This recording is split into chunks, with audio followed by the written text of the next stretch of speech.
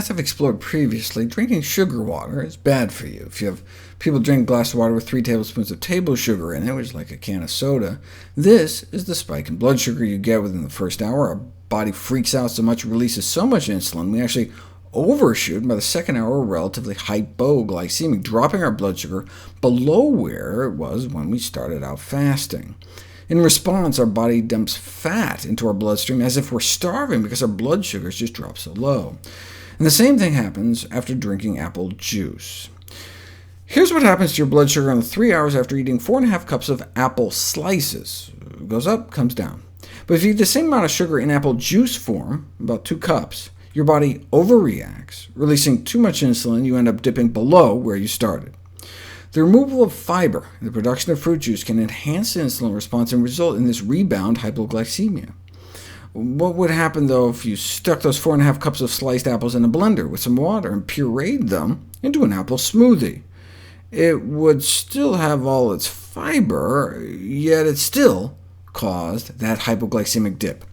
The rebound fall in blood sugars, which occurred during the second and third hours after juice and puree, was in striking contrast to the practically steady level after apples.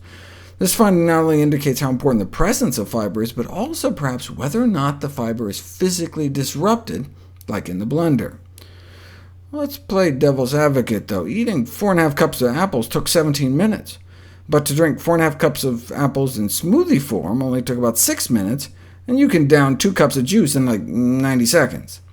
So maybe these dramatic differences have more to do with how fast the fruit entered into our system, rather than its physical form. If it's just the speed, we could instead sip a smoothie over 17 minutes, it would be the same, right? So they put it to the test. Fast juice was drinking it in 90 seconds, but what if you instead sipped the juice over 17 minutes? Same problem. So it wasn't the speed, it was the lack of fiber.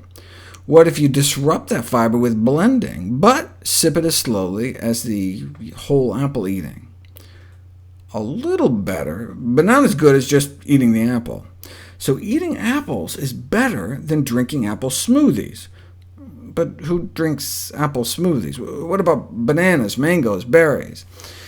There was a study that compared whole bananas to blended bananas and didn't see any difference, but they only looked for an hour, and it was while they were exercising. Bananas in general, though, may actually improve blood sugars over time.